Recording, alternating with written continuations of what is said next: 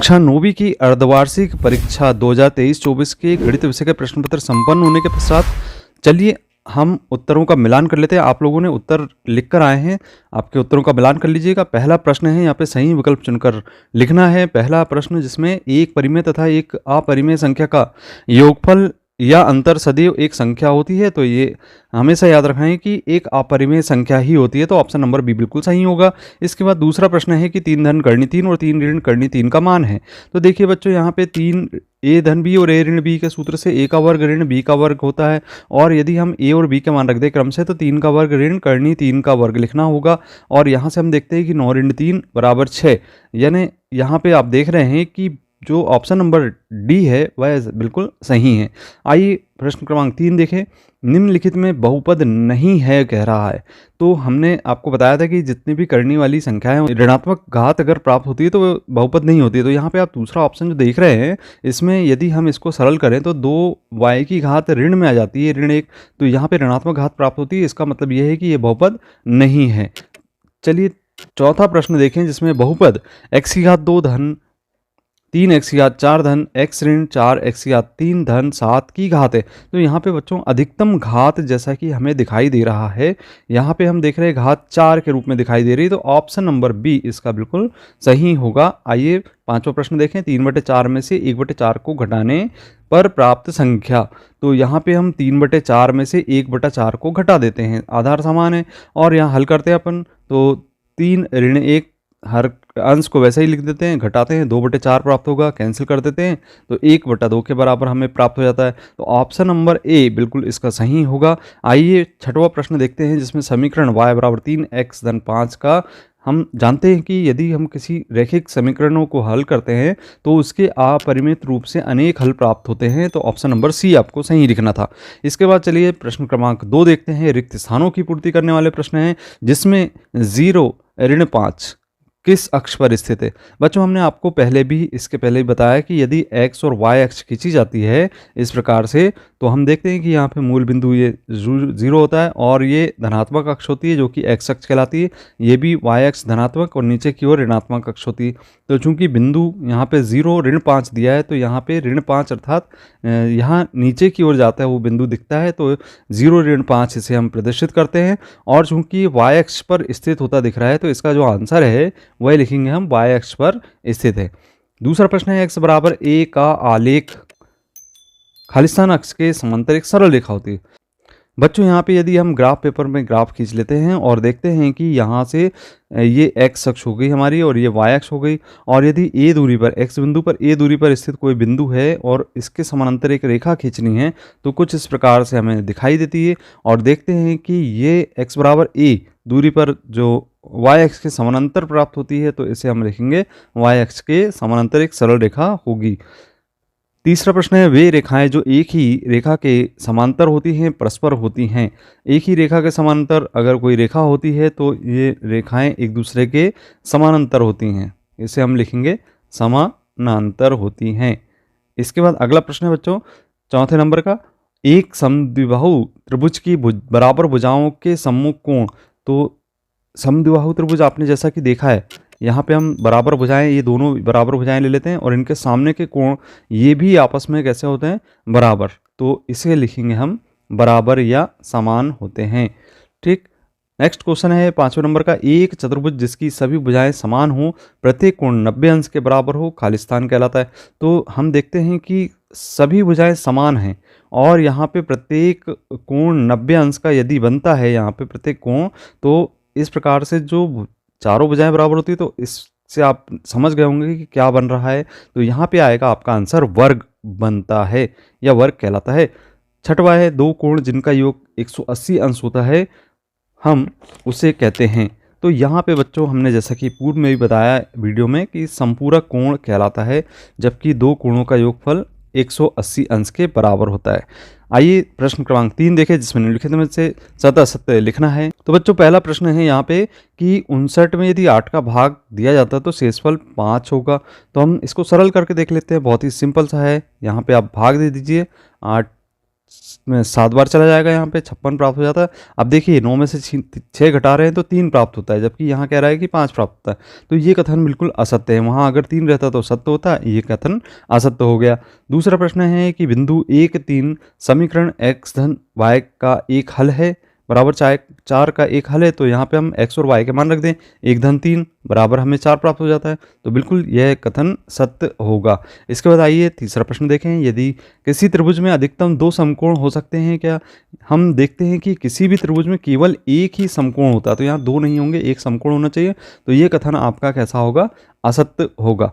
चलिए बात करते हैं चौथे प्रश्न की। केंद्र की वृत्त पर किसी बिंदु से मिलाने वाली रेखाखंड वृत्त की परिधि होती है।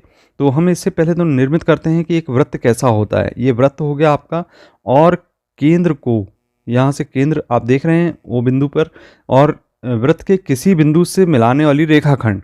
तो ये हमने रेखाखंड बना लिए, और ये वृत्त की परिधि तो नहीं होगी, लेकिन ये जरूर त्रिज्या जरूर होगी। तो इसे हम कहते हैं त्रिज्या रेखाखंड को। तो परिधि तो ये आपके ये पूरी परिधि कहलाती है। तो इस प्रकार से ये कथन आपका कैसा हो गया? असत्य हो गया।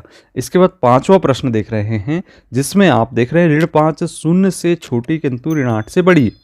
तो बच्चों ये संख्या रेखा की बात जो करते हैं हम, यहाँ पे हम देखते हैं कि ऋण 5 आता है और यहीं पे आपका ऋण 8 आ जाता है। अब देखिए ऋण 5 शून्य से छोटी, तो शून्य से तो छोटी है, और फिर कहेंगे कि ऋण 8 से बड़ी है, तो बिल्कुल ऋण 8 से बड़ी ही दिखाई दे रही है। तो यह कथन आपका कैसा हो गया? सत्य हो गया। इसके बाद छठवां प्रश्न है, ऋजु कोण की माप 180 अंश होती है। तो बिल्कुल यह कथन भी सत्य ही होगा। आइए अगला प्रश्न देखते हैं, जिसमें सही जोड़ी मिलान करना था आपको। तो आयत स्तंभ ए में और स्तंभ बी में इसके आंसर लिए गए हैं। आयत 1 है, तो इसका जो मिलान करना है आपको, यहाँ पे आप एक चतुर्भुज के रूप में बताते हैं, और 2x का 3 से योग कर देते हैं, तो 2x धन 3 एक रैखिक समीकरण मिल जाता है। ऋण ए ऋण 2b, अगर इनका आपस में गुणा कर देते हैं तो धन 2ab मिलता है। और वृत्त की परिमाप परिधि कहलाती है, और 3 भुजाओं वाले एक बंद आकृति को हम त्रिभुज कहते हैं। तो बहुत ही सिंपल सी सही जोड़ी दी गई थी। इसके बाद पांचवा जो प्रश्न देख रहे हैं, इसमें एक शब्द और वाक्य में उत्तर लिखना था। तो ये हम देख रहे हैं, इसके आंसर क्या हो सकते हैं। पहले रैखिक बहुपद की घात, तो जैसा कि हम जानते हैं कि रैखिक बहुपद यहाँ पे ax धन b के रूप में लिखा जाता है, इसकी घात 1 दिखाई दे रही, तो इसको लिखेंगे हम 1 होगी। इसके बाद अगला प्रश्न है बच्चों दूसरा, 28 मोतियों को 4-4 के समूह में बांटने पर कितने समूह बनेंगे? यदि हम देखें 28 में यदि 4 का भाग देते हैं तो ये 7 बार चला जाता है, तो जितने बार भाग चला गया उतने समूह बन गए, यानी 7 समूह यहाँ पे बनेंगे। इसके बाद तीसरा प्रश्न है, बिंदु 4 ऋण 3 किस चतुर्थांश में स्थित है? तो पुनः ये एक निर्देशांक ज्यामिति के अंतर्गत यहाँ पे हम एक ग्राफ खींच लेते हैं, x अक्ष y अक्ष, और देखते हैं कि ऋण 4 ऋण 3, तो 4 ऋण 3 धन ऋण आ रहा है, तो धन और ऋण, अर्थात यहाँ पे धन ऋण, इसका मतलब ये हुआ कि ये चतुर्थांश हो गया। तो इसको लिखेंगे हम चतुर्थांश में स्थित होगा। और बिंदु ऋण 5-2 की x अक्ष से दूरी क्या होगी? तो बच्चों इसके लिए आपको हमने बताया था कि x अक्ष से दूरी की बात करते हैं ऋण 5-2 की। तो जैसा कि हम देख रहे हैं यहाँ पे x अक्ष से दूरी की बात हो रही है, तो जो बिंदु y का निर्देशांक होगा वही x अक्ष से दूरी होगी, और इसे हम कहेंगे कि दूरी 2 होगी, जो कि कोटि कहलाती है। परिभाषा के अनुसार हम x अक्ष से दूरी को हम कोटि के नाम से जानते हैं। बच्चों पांचवा प्रश्न है, प्रथम 10 समप्राकृत संख्याओं का योग करना है। तो प्रथम 10 समप्राकृत संख्या, तो 2 4 6 8 से लेकर यहाँ पे हम देखते हैं कि ये 20 तक के जाती है। इनका जो योगफल है वह योगफल आता है 110 के बराबर, तो इसे हम लिखेंगे 110 होगा। इसके बाद छठवां प्रश्न देख रहे हैं, 3 असंरेख बिंदुओं से होकर कितने वृत्त खींचे जा सकते हैं? तो हमने आपको पहले ही बताया था कि एक वृत्त में यदि 3 असमरेख बिंदु से होकर केवल एक ही वृत्त खींचा जा सकता है। तो बच्चों यहाँ पे हम लिखेंगे 1। क्रमांक 6 देखते हैं, जिसमें 1/5 और 1 के बीच में 4 परिमेय संख्याएं ज्ञात करना है। इसी के अथवा में जो प्रश्न दिया गया है, 1/2 के हर का परिमेयकरण करना है। तो इस प्रश्न को कुछ इस तरीके से सरल करते हैं, a बराबर 1/5 और b का मान 1 मानते हैं, और बीच की परिमेय संख्या का जो सूत्र है 1/2 a धन b, इसके आधार पे इसको सरल करते हैं। तो पहली जो परिमेय संख्या निकल के आएगी वो 3/5 होगी। अब यहाँ पे एक हमने इस तरीके से बताने का प्रयास किया है। यहाँ पे a का मान 1/5 और ये बीच की संख्या हमने जो निकाले हैं वो 3/5। अब इनके बीच की परिमेय संख्याएं ज्ञात करना है, क्योंकि हमें 4 परिमेय संख्याएं देखना है। तो यहाँ पे हम देख रहे हैं कि दूसरी परिमेय संख्या ज्ञात करने के लिए यदि हमने 1/5 और 3/5 के बीच में परिमेय संख्या निकाले तो उसके बीच में 2/5 प्राप्त होगी। और इसी तरीके से 3/5 और 1/1 के बीच में हमने परिमेय संख्या ज्ञात की तो 4/5 प्राप्त हो जाती है। और अंत में हम यदि 1/5 और 2/5 के बीच में एक परिमेय संख्या ज्ञात करते हैं तो 3/10 के बराबर प्राप्त होती है। इस प्रकार से 4 परिमेय संख्याएं प्राप्त हो जाती। प्रश्न था कि 1/2 का हमें हर का परिमेयकरण करना है, तो हम कर्णी 2 का अंश और हर में गुणा करते हैं और सरल कर देते हैं। इस प्रकार से कर्णी 2 का कर्णी 2 में आपस में गुणा होकर 2 प्राप्त हो जाता है, तो कर्णी 2/2 इसका परिमेयकरण करने पर हल प्राप्त होता है। अब बच्चों बात करते हैं प्रश्न क्रमांक 7 की, जिसमें हम देख रहे हैं कि सरल करना है। 7 की घात 1/2 है, 8 की घात 1/2 और 5/कर्णी 3 धन कर्णी 5 को सरल करना है। तो हम घातांक का नियम जानते हैं कि a की घात m होता है और इंटू b की घात यदि m है तो a इंटू b की घात m होगा। ये घातांक का नियम हम यहाँ उपयोग करेंगे। तो 7 × 8 की घात 1/2 और यहाँ पे इनका आपस में गुणा कर दें, या हम इनके गुणनखंड देख लें तो हमें प्राप्त होता है 7 × 2 की घात 1/2 और 2 की घात 2। यहाँ से हम 1/2 से यदि सरल करके देखें तो ये 2 प्राप्त हो जाता है। इस प्रकार से आगे हम देखते हैं कि 2 कर्णी 14 के बराबर ये प्राप्त हो जाता है। इसके बाद इसके अथवा में जो प्रश्न दिया गया था 5/कर्णी 3 ऋण 5, इसमें हर का परिमेयकरण करना था। अर्थात यहाँ पे कर्णी 3 ऋण कर्णी 5 का चिन्ह बदलकर हमको ऊपर और नीचे गुणा करना है। तो यहाँ पे ऋण धन चिन्ह लेकर ऊपर और नीचे कर्णी 3 धन कर्णी 5 का गुणा करेंगे।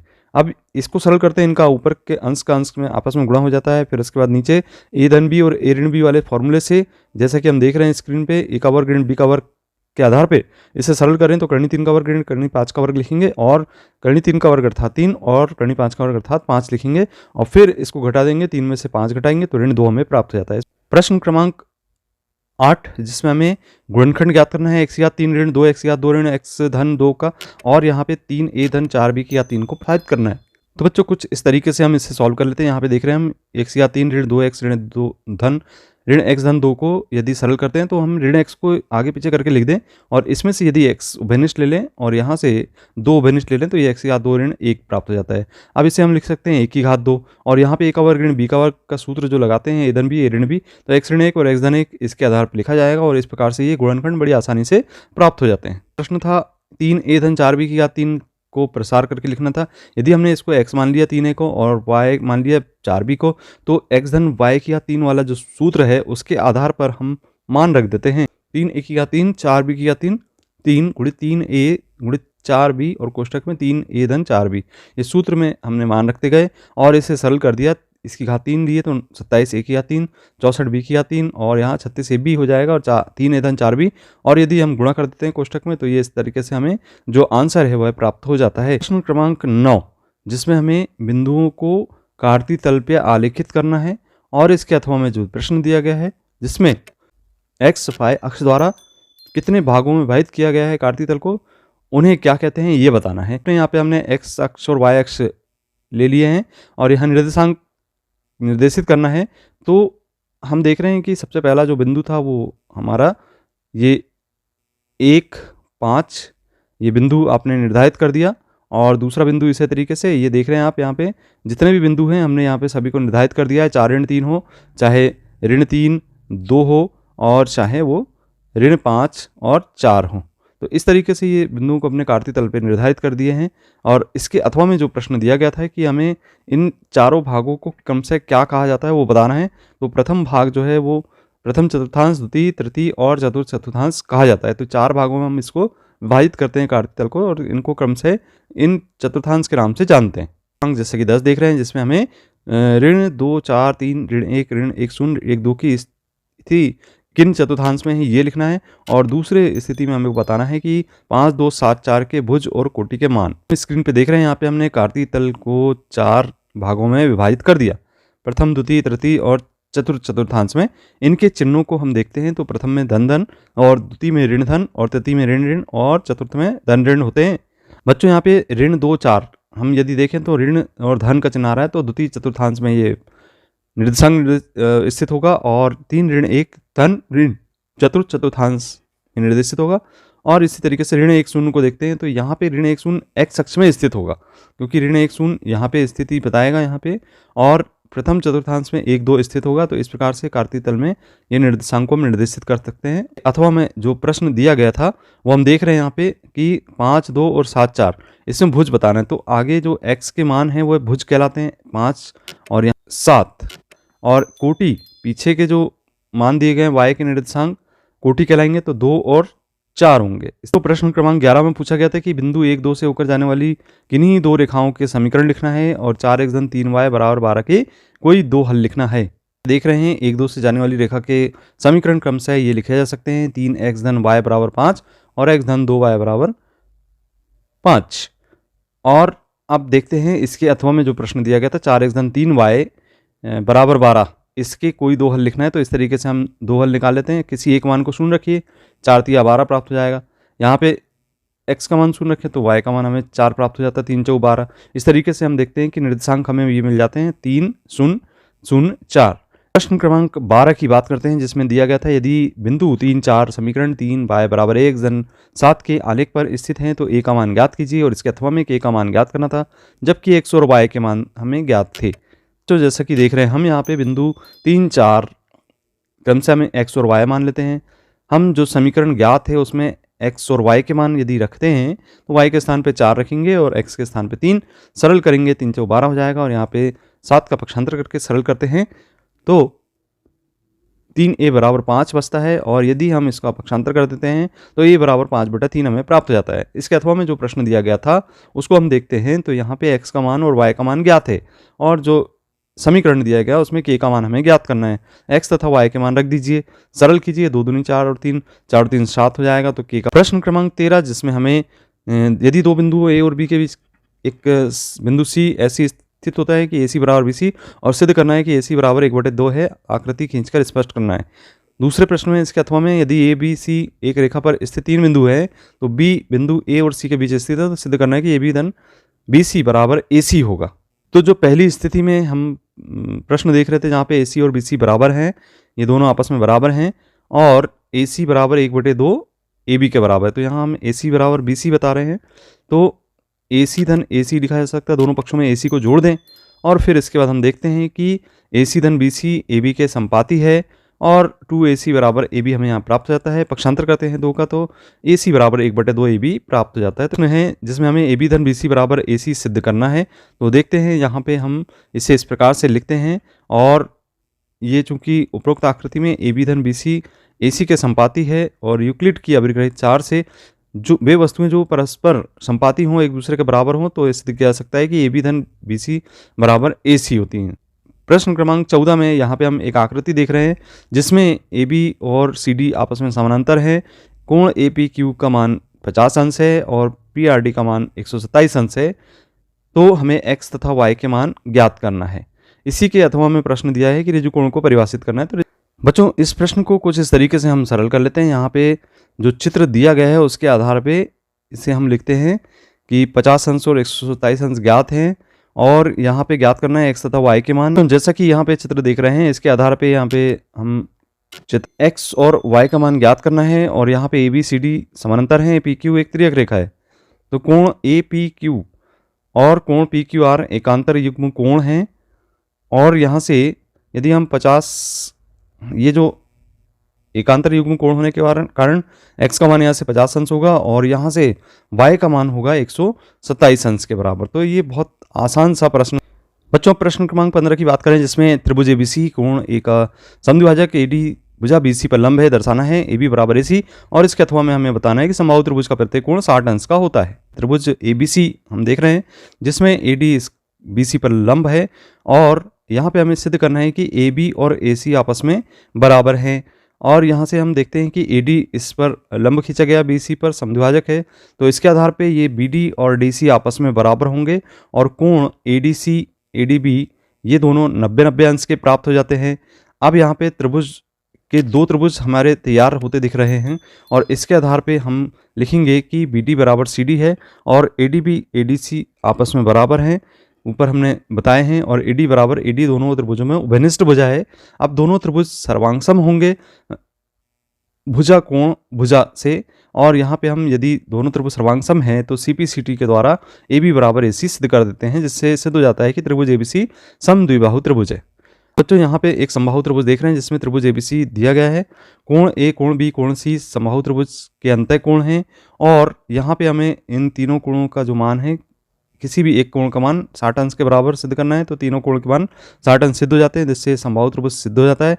अब इसमें हमें त्रिभुज ABC समबाहु त्रिभुज है तो तीनों भुजाएं आपस में बराबर होंगी, और दो भुजाओं की यदि तुलना करते हैं तो आपस में बराबर हैं AB और AC। इस स्थिति में कोण C और कोण B आपस में बराबर होंगे। यदि ये दोनों भुजाएं बराबर है तो ये दो कोण आपस में बराबर होंगे। इस प्रकार से यहाँ पे समीकरण 1 और 2 हमें मिल जाता है, और इन दोनों की यदि तुलना करते हैं तो तीनों कोण आपस में हमें यहाँ पे बराबर दिखाई देने लगते हैं। तो हम देखते हैं कि तीनों कोणों का योगफल 180 अंश होता है, हम जानते हैं, और यहाँ से यदि तीनों कोणों का मान कोण A रख देते हैं तो 3 कोण A प्राप्त हो जाता है, जिससे हम यहाँ पे 3 कोण A बराबर 180 अंश लिखते हैं, और फिर कोण A बराबर यहाँ से 60 अंश प्राप्त हो जाता है, जिससे समबाहु त्रिभुज का प्रत्येक कोण अंतःकोण 60 अंश का होता है। ये सिद्ध हो जाता है। नंबर दिया गया था कि 360 को 5:7 में बांटना है, और यदि मोहन रमेश से 2 गुना ऊंचा है, मोहन और रमेश की ऊंचाई का अनुपात क्या होगा बताना है। बांटने का प्रयास किया गया है, जिसमें हमने कम से 5x और 7x से मान लिए, इसके योगफल 360 के बराबर लेते हैं, तो यहाँ से x का मान 30 प्राप्त हो जाता है। अब 5x में x का मान रखते हैं तो यहाँ पे 5 × 15 150 प्राप्त होता है, और 7x में x का मान रखें तो 7 × 21 210 समय प्राप्त हो जाता है। इस प्रकार से दो अनुपात में हमने बांट दिए 150 और 210 के रूप में। अब यहाँ पे 16वें प्रश्न में जैसे कि हमें बताया गया कि रमेश की ऊंचाई हमने x मान लिए हैं और मोहन की ऊंचाई दुगनी है, और प्रश्न के अनुसार मोहन और रमेश की ऊंचाई का जो अनुपात है वो ज्ञात करना है, तो 2x/x ऊंचाई है उसका अनुपात 2:1 होगा। हमें ज्ञात है कि दुकानदार एक कॉपी 35 रुपये 15 पैसे में खरीदता है और 45 रुपये 65 पैसे में बेच देता है, उससे कितने रुपए का लाभ होगा, और इसके अथवा में एक शर्ट का मूल्य 700 रुपये 50 पैसे है, इसको दुकानदार 122 रुपये 65 पैसे की छूट पर बेचता है, तो उस शर्ट की कीमत क्या होगी। एक कॉपी का मूल्य 35 रुपये 15 पैसे, और यहाँ पे उसको विक्रय मूल्य यहाँ पे देख रहे हैं हम कि 45 रुपये 65 पैसे में बेच देता है। लाभ हमें ज्ञात करना है, तो सूत्र होता है विक्रय मूल्य ऋण क्रय मूल्य घटाने पर हमें 10 रुपये 50 पैसे प्राप्त हो जाता है, तो इतना लाभ उसे प्राप्त होगा। इसके बाद इसके अथवा में जो प्रश्न था कि शर्ट का मूल्य ज्ञात है और दुकानदार उसमें 122 रुपये 65 पैसे की छूट देता है, 700 रुपये 50 पैसे में से 122 रुपये 65 पैसे यदि घटा देते हैं तो उस शर्ट का जो मूल्य है 18 में हमें दिया गया था एक आकृति, जिसमें सिद्ध करना है कि ABCD एक सम चतुर्भुज है, और इसके अथवा में ये भी बताना है कि एक भुजा के मध्य त्रिभुज में एक भुजा के मध्य बिंदु से दूसरी भुजा के समांतर खींची गई रेखा तीसरी भुजा पर संधारित करती है। सिद्ध करना है कि ABCD एक सम चतुर्भुज है। तो आप इसके जो दूसरा पार्ट है वो यहाँ पे जो दिया गया है इसको सरल कर लेंगे। प्रश्न क्रमांक 19 में हमें किसी चतुर्भुज के दो कोण 60 अंश और 70 अंश ज्ञात हैं, दो कोण आपस में बराबर हैं, तो चतुर्भुज के अन्य कोण जो हैं ज्ञात करना है। सिद्ध करना है कि इसमें अथवा में आयत के विकर्ण परस्पर बराबर होते हैं। तो बच्चों जैसा कि हमें ज्ञात है दो कोण क्रमशः 60 अंश और 70 अंश है, मान लेते हैं कि अन्य दो कोण x अंश के बराबर हैं क्योंकि दोनों कोण बराबर हैं। जानते हैं कि चतुर्भुज के चारों अंतः कोणों का योगफल 360 अंश होता है, अर्थात कोण A धन कोण B धन कोण C बराबर 360 अंश। दो कोण के मान ज्ञात है, तीसरा और चौथा कोण आपस में बराबर है, तो x धन x रख देंगे और यहाँ से हम x का मान ज्ञात कर लेंगे। तो सरल करने पर हमें x का मान 230/2 अर्थात 115 के बराबर ज्ञात हो जाता है। तो दोनों कोणों का जो मान है क्रमशः 115 अंश और 115 अंश होगा। दिया गया है कि आयत के विकर्ण समान या बराबर होते हैं, सिद्ध करना है। तो यहाँ पे हमें ज्ञात है कि चतुर्भुज जो ABCD है वो आयत के विकर्ण जिसमें क्रमशः AC और BD हैं, और सिद्ध करना है कि ये दोनों आपस में बराबर हैं। यहाँ पे हम उत्पत्ति देखते हैं तो कोण A बराबर 90 अंश हमें प्राप्त है, और AD और BC आपस में यहाँ पे बराबर हैं AD और BC, और AD समानांतर है BC के, ये दोनों एक दूसरे के समानांतर भुजा हैं। और जैसा कि हम देख रहे हैं कि कोण A और कोण B का योग यदि दोनों का योगफल देखें तो 180 अंश के बराबर है, और यहाँ से कोण B का मान 90 अंश प्राप्त हो जाता है। A का मान 90 अंश रखने पर त्रिभुज ABD और त्रिभुज BAC हमें मिलते हैं, तो AB बराबर BA लिखेंगे जो कि उभयनिष्ठ भुजाएं हैं, और A और B क्रमशः 90 अंश के हैं, और AD और BC भुजाएं आपस में बराबर हैं। तो ये दोनों त्रिभुज एक दूसरे के भुजा कोण भुजा से सर्वांग समता से बराबर होंगे। यदि दोनों त्रिभुज सर्वांग सम है तो CPCT के द्वारा AC और BC भी बराबर होंगे। प्रश्न क्रमांक 20 समय दिया गया था कि 1.272727 बराबर 1.27 की बार है, पी के रूप में व्यक्त करना है। तो बच्चों जैसा कि यहाँ पे हमें ज्ञात है x बराबर 1.27 का बार, हम इसको मान लेते हैं। इससे हम कुछ इस तरीके से प्रसार करके लिखते हैं समीकरण 1, और यदि इसमें 100 का गुणा कर देते हैं तो 2 इसके अंक आगे आ जाते हैं, 127.2727 हो जाता है। समीकरण 2 देंगे। अब 127 को हम 126-1 लिख सकते हैं, तो 127 हो जाता है, तो 126-1.2727 लिख दीजिए, और ये जो मान है वो x के बराबर है, अर्थात समीकरण 1 से हम लिख देते हैं कि इसके स्थान पे x। अब x का पक्षांतर करें तो ऋण 100x ऋण x हो जाएगा, और इसे सरल कर लें तो यहाँ से 99x प्राप्त हो जाता है। 99 का इसके बटे में पक्षांतर कर देते हैं, सरल करते हैं, भाग देते हैं, तो x का मान 14/11 प्राप्त हो जाता है, जो कि p/q का रूप होता है। इसके अथवा में बच्चों ये जो प्रश्न दिया गया था कि हर का परिमेयकरण करके इसको सरल करना है, तो स्क्रीन पे जैसे कि आप देख रहे हैं कि प्रत्येक का हमने हर का परिमेयकरण किए हैं। ऋण करनी 7 ऋण करनी 2 का हर का परिमेयकरण धन के रूप में चिन्ह करके अंश और हर में गुणा कर दिए। इसी तरीके से करनी 5 धन करनी 2 को करनी 5 ऋण करनी 2 लिखकर अंश और हर में गुणा कर दिए और इसे सरल कर दिए। तो यहाँ पे जो ए धन बी और ए ऋण बी वाला जो फॉर्मूला है उसका उपयोग किया गया है, और इसका मान होता है a का वर्ग ऋण b का वर्ग। इसके आधार पे हमने इसे ये लिख दिए, और यहाँ पे करनी 5 का वर्ग ऋण करनी 2 का वर्ग लिखे। करनी 7 का वर्ग को हम 7 लिखेंगे, और करनी 2 के वर्ग को 2 लिखेंगे। ऐसे ही करनी 5 का वर्ग को 5 लिखेंगे, और यहाँ पे ऋण 2 लिख देते हैं। घटाते हैं, देखते हैं, सरल करने पर हमें 5 प्राप्त हो जाता है, और यहाँ से जब 5 प्राप्त होता है तो ये दोनों आपस में कैंसिल, 3 से 3 कैंसिल हो जाता है। करनी 7 धन करनी 2 है, और यहाँ करनी 5 ऋण करनी 2, ये दोनों आपस में कैंसिल हो जाते हैं। अंत में हमें प्राप्त होता है करनी 7 धन करनी 5 के बराबर। अब 21वें प्रश्न में जो दिया गया था कि गुणनखंड ज्ञात करना था इसका, और यहाँ पे परिकलन करना था, घनों का परिकलन करके इसका मान ज्ञात करना था, किया जाना था। उसको कुछ इस प्रकार से हम सरल करते हैं।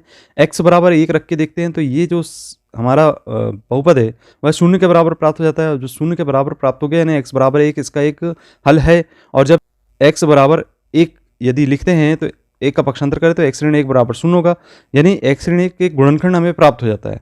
और हम x ऋण 1 को 3 बार यहाँ पे लिखते हैं क्रमशः इस तरीके से, और यहाँ देखते हैं कि x या 3 प्राप्त करना तो x या 2 का गुणा करना पड़ेगा। फिर यहाँ से x या 2 का ऋण 1 में गुणा हो गया तो ऋण 1 x² हो गया। अब हमको यहाँ ऋण 23 प्राप्त करना, तो ऋण 1 तो प्राप्त हो गया, ऋण 22 की जरूरत है, तो ऋण 22x का गुणा कर दें, और यहाँ पे सरल कर दें तो धन 22x प्राप्त हो जाता है। लेकिन हमको 142x प्राप्त करना है, तो 120x की जरूरत है। 120 में 122 जोड़ देंगे तो 142x हमें प्राप्त हो जाएगा, तो 120 का यहाँ गुणा कर देते हैं। अब x ऋण 1 तीनों में से उभयनिष्ठ लेकर x का वर्ग ऋण 22x धन 120 लिख देते हैं, और इसके गुणनखंड निकालते हैं। 120 हमें प्राप्त होना चाहिए, ऐसी कोई दो संख्याएं देख लेते हैं। 12 और 10, 12 में 10 का गुणा करने पर 120 प्राप्त हो जाता है, और 12 और 10 को जोड़ते हैं तो 22 प्राप्त हो जाता है। तो हम लिखते हैं यहाँ पे ऋण 12 ऋण 10। अब इसके गुणनखंड यहाँ से ये दो के समूह बनाते हैं, इसमें से x उभयनिष्ठ लेते हैं तो x ऋण 12 प्राप्त होगा, और यहाँ से x लिए तो x ऋण 10 प्राप्त हुआ उभयनिष्ठ, तो x ऋण 12 लिखेंगे। अब x ऋण 12 को यहाँ लिख देते हैं, और x ऋण 10 यहाँ से शेष प्राप्त होता है। इस प्रकार से 3 गुणनखंड इसके ये मिल जाते हैं। इसके अथवा में जो प्रश्न दिया गया है उसको हमें परिकलित करना था, तो जैसा कि हम स्क्रीन पे देख रहे हैं, परिकलित करने के लिए ऋण 12 की घात 3, 7 की घात 3, 5 की घात 3 क्रम से ABC मान लेते हैं। और चूंकि हम जानते हैं कि ए धन ए की घात 3 धन बी की घात 3 धन सी की घात 3 ऋण ABC 3 ABC बराबर ये सूत्र है, और यहाँ तो सरल करने पर हमें प्राप्त होता है ऋण 1260 के बराबर। हमें सिद्ध करना है कि वृत्त की तुल्य जीवाएं केंद्र पर तुल्य कोण अंतरित करती हैं, और एक वृत्त में 5 सेंटीमीटर 11 सेंटीमीटर लंबी तो जीवाएं हैं, और ये एक दूसरे के समानांतर हैं। तो यहाँ पे हमें बताना है वृत्त के इन दोनों के जो जीवाओं के बीच की दूरी है 6 सेंटीमीटर, तो वृत्त की त्रिज्या ज्ञात करना है। यहाँ पे वृत्त की तुल्य जीवाएं केंद्र पर बराबर कोण अंतरित करती हैं, इसके लिए ये एक आकृति दी गई है जिसमें तुल्य जीवाएं हैं, और यहाँ पे हमने OA, OB, OC और OD को आपस में मिला दिए हैं। और यहाँ देख रहे हैं हम कि त्रिभुज निर्मित हो गए हैं। 2 त्रिभुज हैं, दोनों की तुलना कर देते हैं, तो OA बराबर OC, ये वृत्त की त्रिज्या है, OB बराबर OD, ये भी वृत्त की त्रिज्या है, AB बराबर CD है, ये वृत्त की जीवाएं हैं। तो दोनों त्रिभुज आपस में सर्वांगसम हैं, क्योंकि भुजा भुजा भुजा सर्वांगसमता से।